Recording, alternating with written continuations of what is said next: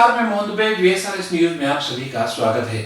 आइए नजर डालते हैं देश और दुनिया की तमाम टॉप 10 खबरों पर। पश्चिम बंगाल के 5 लोक की 44 सीटों पर आज चौथे फेज के लिए वोटिंग जारी है। इस दौरान कई इलाकों में हिंसा की खबरें भी आई। कूच बिहार के सितालकुची में तृणमूल कांग्रेस और भाजपा के समर्थक आपस में भिड़ गए। झड़प में 5 लोगों की मौत और 3 अन्य लोग घायल हो गए। आरोप है कि CISF की फायरिंग में इन लोगों को गोली लगी। फिलहाल मौके पर भारी फोर्स तैनात है।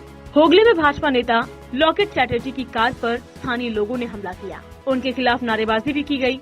इसके बाद सुरक्षा बलों ने काफी मशक्कत के बाद उन्हें सुरक्षित बाहर निकाला। इसके बाद उन्होंने चुनाव आयोग से बात की। उन्होंने कहा कि मेरी गाड़ी को तोड़ा, मुझे मारने की कोशिश की गई। मैंने इसकी शिकायत चुनाव आयोग से की है। पुलिस ने कुछ नहीं किया।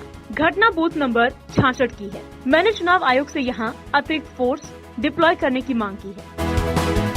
बनारस में काशी विश्वनाथ कॉरिडोर प्रधानमंत्री नरेंद्र मोदी की महत्वाकांक्षी परियोजना है। इस कॉरिडोर के तहत ही मंदिर के आसपास के मकान हटाए जा चुके हैं। इन मकानों के हटने के बाद खुली जमीन में काशी विश्वनाथ मंदिर के ठीक बगल में खड़ी विशाल ज्ञानवापी मस्जिद अब ज्यादा साफ और बड़ी दिखने लगी है। इसकी ऊंची मीनार से होते हुए नजर जब नीचे दीवार तक जाती है तो ये मस्जिद मंदिर से लगने लगती है। 8 अप्रैल को वाराणसी की अदालत ने एक याचिका पर आदेश दिया है कि इसका पुरातात्विक सर्वे कराया जाए। पश्चिम बंगाल के विधानसभा चुनाव के चौथे चरण की वोटिंग के बीच प्रधानमंत्री नरेंद्र मोदी पश्चिम बंगाल के सिलीगुड़ी पहुंचे। मोदी ने कहा कि एक वीडियो सोशल मीडिया पर वायरल हुआ है। लोग इसे देखकर चौंक गए हैं। वीडियो में दीदी के करीबी ने SC समुदाय का अपमान किया है। वो कह रहे हैं बंगाल के SC भिखारियों की तरह व्यवहार करते हैं। दीदी, इतना अहंकार। मेरे भाइयों बहनों और उनके बच्चों के साथ आपकी पार्टी और नेता इतनी नफरत करते हैं। दीदी और उनके साथियों का यही असली चेहरा है। वे इसलिए भटके हुए हैं क्योंकि लोग बीजेपी के समर्थन में घर से बाहर निकल रहे हैं। उत्तराखंड के मुख्यमंत्री तीरथ सिंह रावत ने कुर्सी संभालने के ठीक 1 महीने बाद अपने जन्मदिन के मौके पर उत्तराखंड के साधु संतों को बड़ा तोहफा दिया है। तीरथ सिंह ने पिछली त्रिवेंद्र सिंह रावत सरकार के फैसले को पलटते हुए 51 मंदिरों को देवस्थानम बोर्ड से मुक्त कर दिया है। इस फैसले के दूरगामी परिणाम आ सकते हैं। पूरे देश में खास तौर पर दक्षिण के राज्यों में भी ये मांग पहले से ही उठ रही है। कई ऐसे मंदिर हैं जिनके साथ देश का इतिहास जुड़ा है। मंदिर की मैनेजमेंट से करोड़ रुपए का हिसाब किताब भी जुड़ा हुआ है।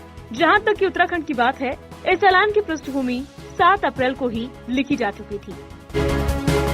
महाराष्ट्र के अहमदनगर में कोरोना संक्रमितों की संख्या हर दिन बढ़ती जा रही है। गुरुवार को यहां 2233 नए संक्रमित मिले हैं और 42 लोगों की मौत हुई है। इस बीच एक हैरान करने वाली तस्वीर भी देखने को मिली। गुरुवार को देर रात शहर के अमरधाम शमशान घाट में एक साथ 42 मरीजों का अंतिम संस्कार किया गया। इनमें 20 का अंतिम संस्कार विद्युत शवदाह में और 22 का लकड़ी की चिताओं पर हुआ।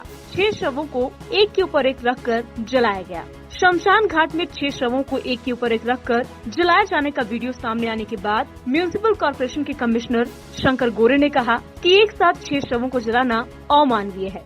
इस मामले की जांच कराकर दोषियों के खिलाफ कड़ी कार्रवाई की जाएगी। राष्ट्रीय स्वयंसेवक संघ प्रमुख मोहन भागवत कोरोना वायरस से संक्रमित हो गए हैं। उन्हें नागपुर के एक निजी अस्पताल में भर्ती कराया गया है। अस्पताल सूत्रों ने बताया कि भागवत को अस्पताल के कोविड-19 वार्ड में भर्ती कराया गया है और उनकी हालत स्थिर है। उन्होंने कहा कि भागवत को डॉक्टरों की निगरानी में रखा गया है। RSS ने ट्वीट करते हुए कहा, RSS सर संचालक डॉक्टर मोहन जी भागवत में आज कोरोना संक्रमण की पुष्टि हुई है। उसके सामान्य लक्षण हैं और उसे किंग्सवे अस्पताल नागपुर में भर्ती कराया गया है। संघ के एक पदाधिकारी ने इस बात की पुष्टि की कि भागवत कोविड-19 संक्रमित पाए गए हैं। महाराष्ट्र में 2 दिन का सख्त लॉकडाउन लगाया गया है। ये सोमवार सुबह 7 बजे तक चलेगा। लॉकडाउन ने 24 घंटे दौड़ती मुंबई की रफ्तार पर भी ब्रेक लगा दिया है। सड़कें सूनी हैं और समुद्री किनारे वीरान पड़े हुए हैं। शहर में सिर्फ पुलिसकर्मी ही नजर आ रहे हैं। लॉकडाउन के बावजूद पब्लिक ट्रांसपोर्ट यानी ट्रेन, बेस्ट बस, ऑटो, काली पीली टैक्सी और ST बसें चल रही हैं। हालांकि सभी में इक्का दुक्का लोग ही दिखाई दे रहे हैं। मुंबई की लाइफलाइन यानी लोकल ट्रेन में न के बराबर मुसाफिर हैं। सिर्फ बेहद जरूरी सेवाओं से जुड़े लोग ही सफर करते हुए दिखाई दे रहे हैं। वहीं छत्रपति शिवाजी महाराज टर्मिनस स्टेशन पर भी सन्नाटा है, जबकि आम दिनों में यहाँ भारी भीड़ देखने को मिलती है। रेमडेसिविर इंजेक्शन की कालाबाजारी करने वाले एक गिरोह को पिंपरी चिंचवड पुलिस ने गिरफ्तार किया है। गिरफ्तार किए गए चारों आरोपी अस्पताल में काम करने वाले कर्मचारी शामिल हैं। जानकारी के मुताबिक ये चारों आरोपी अस्पताल में मौजूद रेमडेसिविर इंजेक्शन को किसी भी मरीज के लिए इस्तेमाल किया गया है, ऐसा दिखाकर अस्पताल के रिकॉर्ड में इसे दर्ज करते थे और फिर बाद में जाकर वही इंजेक्शन अस्पताल के बाहर उसकी कीमत के 10 या 20 गुना अधिक कीमत में जरूरतमंद लोगों को बेचने का काम करते थे। अब तक कुल मिलाकर 40 इंजेक्शन को बेचकर इन्होंने इस तरह से पैसे कमाए हैं।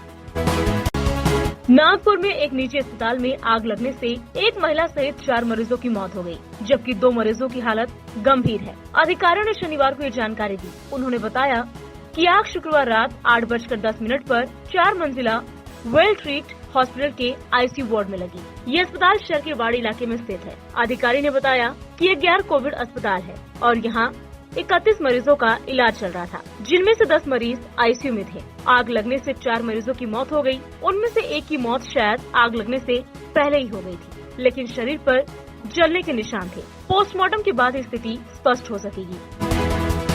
छत्रपति शिवाजी महाराज के वंशज और बीजेपी नेता उदयनराजे भोसले ने सतारा जिले में लॉकडाउन हटाने की मांग करते हुए अनोखा विरोध प्रदर्शन किया। उदयनराजे ने कटोरा हाथ में लेकर भीख मांगो आंदोलन किया और जिले के एसपी और कलेक्टर को अल्टीमेटम भी दिया है कि अगर सतारा जिले से लॉकडाउन नहीं हटाया गया तो जनता के साथ वो खुद आंदोलन करेंगे और अगर हिंसा हुई तो जिम्मेदारी प्रशासन का होगा।